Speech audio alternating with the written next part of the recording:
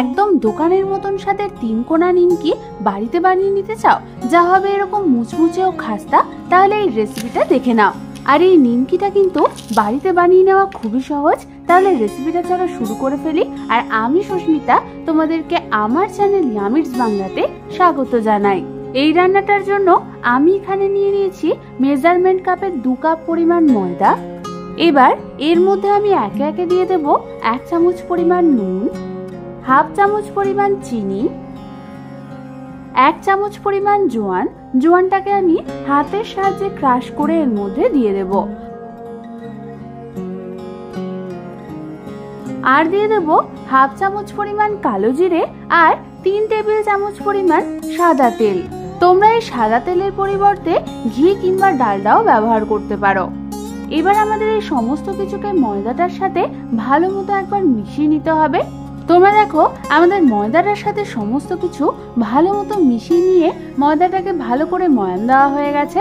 এই ময়ান দেওয়াটা কিন্তু খুবই ইম্পর্টেন্ট, এতেই তোমাদের নিমকিটা খাস্তা হবে।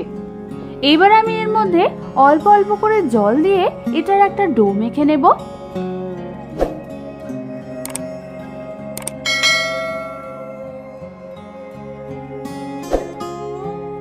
আমাদের এই ময়দার ডোটা কিন্তু একটু শক্ত শক্তই মাখতে হবে, খুব বেশি নরম মাখলে চলবে না।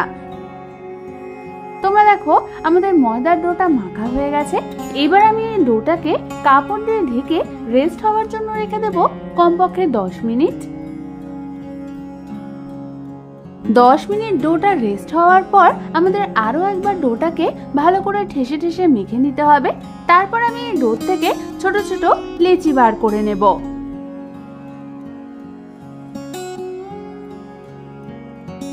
তোমরা দেখো আমাদের সমস্ত ডোটা থেকে লেচি বার করা হয়ে গেছে।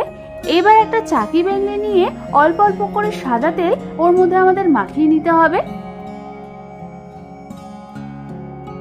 তারপর একটা করে লেচি নিয়ে সেটাকে হাতের সাহায্যে গোল করে তারপর চাকি বেলনির সাহায্যে এরকম পাতলা করে আর গোল করে আমাদের বেলে নিতে হবে। আমাদের লেচিটা কিন্তু পাতলা করে আর গোল করে বেলা হয়ে গেছে। এবার আমি এর মধ্যে প্রথমে অল্প পরিমাণ তেল ব্রাশ করে দেব।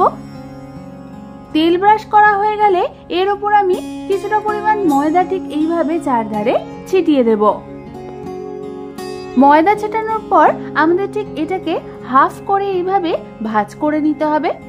ভালো মতো ভাঁজ করে নিয়ে এর উপরও আমি অল্প পরিমাণ সাদা তেল ঠিক এইভাবে ব্রাশ করে দেব। সাদা তেল ব্রাশ করার পর আবারও এর উপর আমি কিছুটা পরিমাণ ময়দা ছিটিয়ে নেব। তারপর আমাদের এটাকে আরো একবার ঠিক এইভাবে ভাঁজ করে নিতে হবে।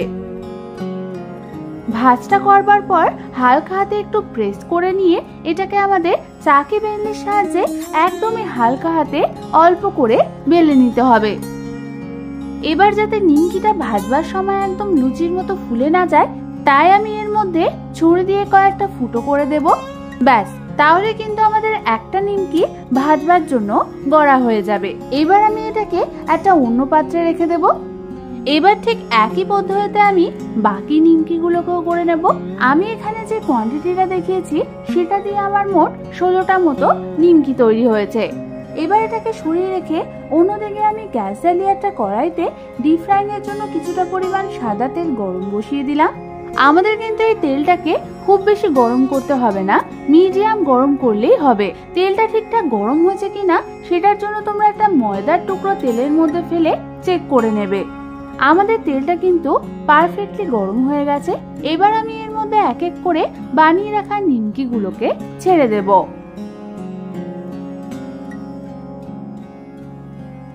এবার আমাদের এই নিমকিগুলোকে মিডিয়াম টু লো ফ্লেমে বেশ কিছুক্ষণ ধরে এপিট ওপিট উল্টে পাল্টে ভেজে নিতে হবে, যতক্ষণ না এটা গোল্ডেন ব্রাউন কালার হচ্ছে। তোমাদের এখানে একটা কথা বলে রাখি, এই নিমকিগুলো তোমরা যত সময় ধরে মিডিয়াম টু লো আঁচে ভাজবে তত তোমাদের নিমকিগুলো কিন্তু ক্রিস্পি হবে। তা না করে তোমরা যদি হাই ফ্লেমে ভাজো তাহলে নিমকিগুলোর বাইরে কালার চলে আসবে কিন্তু ভেতরটা কাঁচা থেকে যাবে। আর এই নিমকিগুলোকে কিন্তু তোমরা ভাজবার পর ঠান্ডা করে নিয়ে সেটাকে এয়ারটাইট কন্টেনারে ভরে স্টোর করে রাখতে পারো অনেক দিনের জন্য। তোমরা দেখো আমাদের নিমকিগুলো কিন্তু গোল্ডেন ব্রাউন কালার চলে এসেছে। এবার আমি এগুলোকে একটা অন্য পাত্রে তুলে নেব।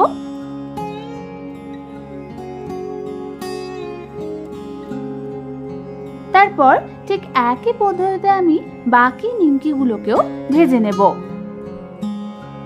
আমাদের সমস্ত নিমকিগুলোই কিন্তু ভাজা হয়ে গেছে। এই সবগুলোকেই আমি একটা অন্য পাত্রে নামিয়ে নেব। তারপর এটাকে হালকা ঠান্ডা হতে রেখে দেব কিছুক্ষণের জন্য। তাহলেই দেখবে তোমাদের নিমকিগুলো একদম মুচমুচে হয়ে গেছে। ব্যাস, তৈরি হয়ে গেল আমাদের দারুণ স্বাদের মুচমুচে খাস্তা, একদম দোকানের মতন স্বাদের নিমকি।